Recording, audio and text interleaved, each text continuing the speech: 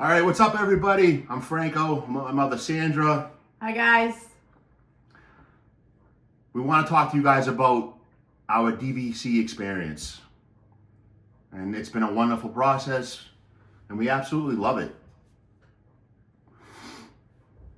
DVC is a Disney World timeshare product that we bought last November. Not this past November, the one before that. So a little bit over a year now, we've been using our DVC at the Boardwalk Resort Inn. We want to give a big thanks and shout out to Derek Dobert and his team at dvcresalemarket.com. They made this experience seamless. So any questions related to buying one, selling one, renting one, or using one, reach out to dvcresalemarket.com. Ask for Derek, tell him Franco sent you. But yeah, we want to talk about our experience with DVC because we wish we found it sooner. There's no other way to explain that than that. Would you agree? I agree 100%. We never would pre-plan. We weren't the type of people that would pre-plan, and now we pre-plan for the year. Yeah. Which makes us definitely go away more often, and we really enjoy it. So with the DVC, you're allowed to book your home resort out 11 months, which is our Boardwalk Resort. We have 20 years left on our contract or so. And I think a lot of people come into this situation where they're uneducated about the product, just like you would be uneducated about anything else, buying a car, buying a house, buying anything. There's a big stigma attached to timeshares in general because of... Just that word alone scares people off. Yeah, it just scares them off. I mean, you've been on a couple... Of nightmares. Right. As far as... Bahamas, and even in Florida. They just talk your ear off, and they push you and push you and push you. But this experience was so different. It was none of that. They didn't push us for anything. We did it at our own time, our own pace, when we were ready. It was just seamless. Right. So, the advantages of buying a DVC timeshare. We're staying at the Boardwalk Resort pretty much whenever we want. You can't even get a room there half the time, and if you do get one, it's $500 a night and up. Plus the resort fees, the taxes. I've seen some of the rooms go for $1,000 a night, $900 a night. I mean, the one bedrooms, they can go from $650 to over $1,100 a night, especially if you want to go, Christmas time when we go. See, we go in the off season. I don't have children. I travel with my mother and my brother predominantly. I just booked my first week of December next year. We leave the day after Thanksgiving and we're there for a week. We have a trip coming up for my birthday. We leave March 1st. We're there for a week. We're going 2 nights at the Polynesian and then 4 nights at the Boardwalk at the last week of May. These are all things that we would never be able to do if we didn't have the DVC. Correct. The rooms at the Polynesian, the prices are crazy. They're not available. We could never afford it either. Yeah, we could never afford it. We wouldn't be able to go 4 or 5 times a year. No. I mean, this makes it so much affordable. So much more affordable. And to know that you have something to look forward to, especially a Disney World trip, if you love Disney World, which if you clicked on this video, I'm assuming you do, it makes it reachable. It's a big investment up front, but they have plenty of financing options, and you're going to spend the money anyways. We were staying at the Swan and Dolphin Hotel, another great place because it was on the boardwalk. We were paying between maybe $275 would be the cheapest at the time. This is going back a couple of years. I don't really know what the room rates are now. All the way up to maybe $400 a night. To not get all the Disney amenities, the customer service, the Disney theming. We had a great time there. It was unbelievable. Marriott offers a great, great hotel. We have nothing negative to say about them whatsoever. But we would leave the Marriott Hotel, head to the boardwalk, and head to the parks. Walking by the Boardwalk Resort, the beach club, the yacht club. If we were going to stay anywhere, we were going to stay at the boardwalk. That's where we bought. We don't regret it at all. It's close to everything. Yeah, you can't beat it. You walk right into Epcot. Yeah, walk right into Epcot. Take the boat over to Hollywood Studios. They have bus transportation to all the other parks if you want. It's just so much easier. You don't have to run around. You don't need a car.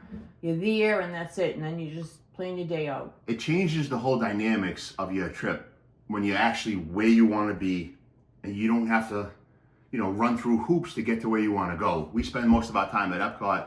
Obviously, we love going to Magic Kingdom, so we do have to take a bus over there, which is fine. It's very convenient.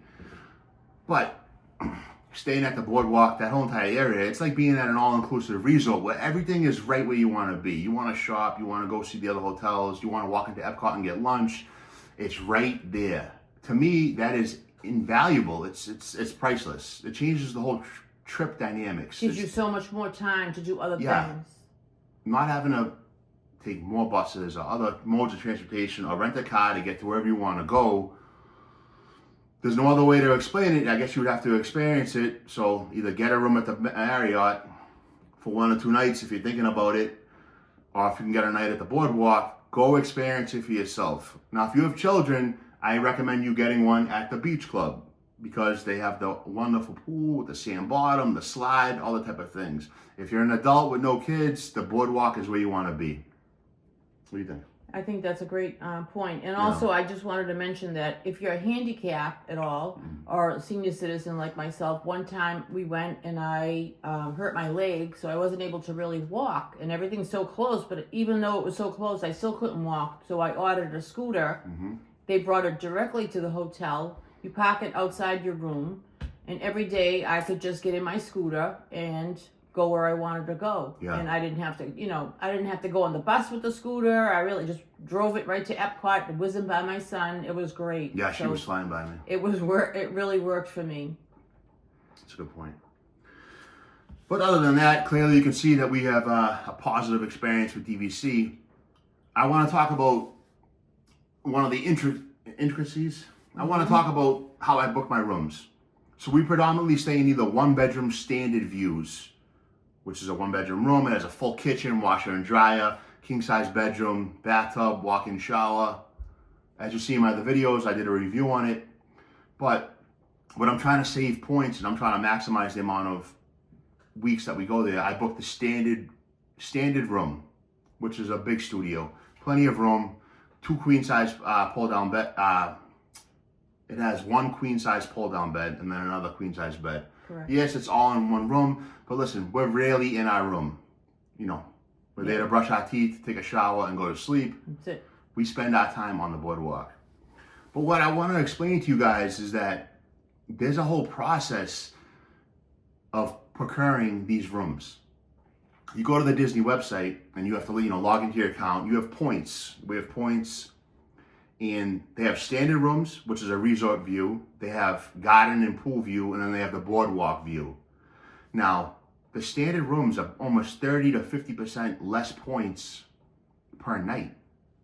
Like for the week of December 1st, the whole week, the first 2 weeks, I believe, it's 10 points per night for a standard room studio versus 16 points. This is Sunday through Thursday. Those 5 days are 10 points each for a standard room. The garden pool room, which is maybe facing the pool, or a garden view versus a standard view, there's basically no difference unless you're really interested in, I guess, looking at the pool. It makes no difference to us. And then the other room category is the boardwalk category, which, yes, it's nice to be overlooking the boardwalk. I guess at night you can see the fireworks. But from previous experiences, we booked all standard view rooms, and half of them are somewhat facing the boardwalk. The other 1-bedroom room that we got was facing, I guess, the lawn or the skyliner, and we had a fireworks view every night. So if you happen to be in your room at night and you want to watch the fireworks, we watch them from our room. So it doesn't make any sense for me to book a garden pool or a boardwalk view ever. I never want to book one. I want to maximize my points.